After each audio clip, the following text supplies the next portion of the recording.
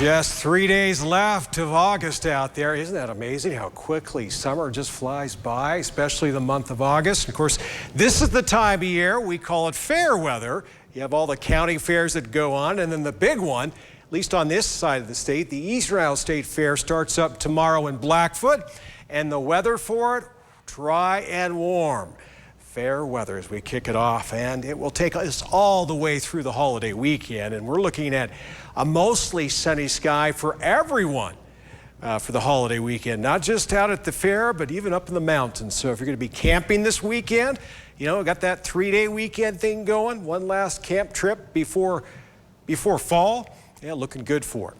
Right now, not the best at camping weather in a couple of spots at least. We are starting to dry out. You can see the showers, most of the storminess up in Big Sky country. Still some showers though, wandering over the Tetons, over Jackson Lake, making their way towards the east. Little storm, that dissipated pretty fast. Showed you that earlier over Fort Hall. It's now moved farther towards the southeast. And even this storm that's approaching Highway 34 is starting to weaken quite a bit. So we'll call it a wrap. We got high pressure building in over Arizona. As that high pressure builds in, it will dissipate a lot of this moisture. And of course, whenever high pressure comes in from the south, it brings hotter air or warmer air from the south. We're talking temperatures for some of us next week in the 90s. Yeah, summer's back. 54 will be the low in Pocatello tonight with a mostly clear sky. That's 5 degrees cooler than it was last night.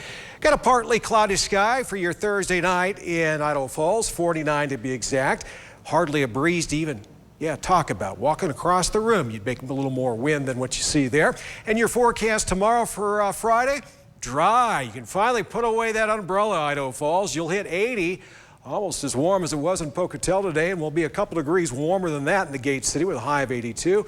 We'll call it sunnier for everyone up and down the Snake River Plain. Not entirely storm-free for everyone. But if you're going to be maybe going farther north, you may encounter some of those storms. You stay west or south, should be storm-free for sure.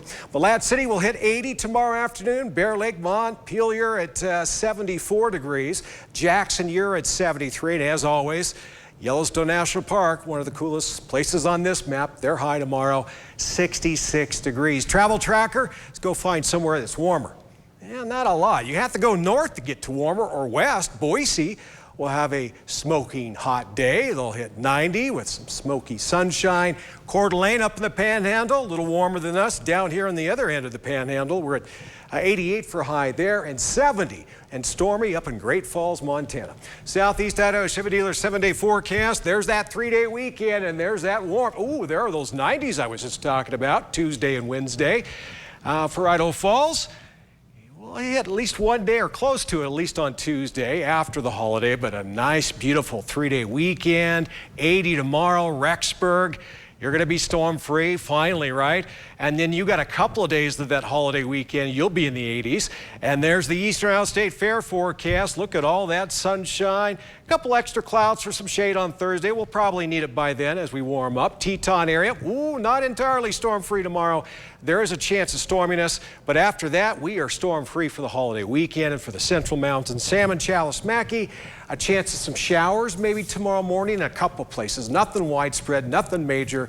And then we're in those warm 80s all weekend long, well into the first week of September.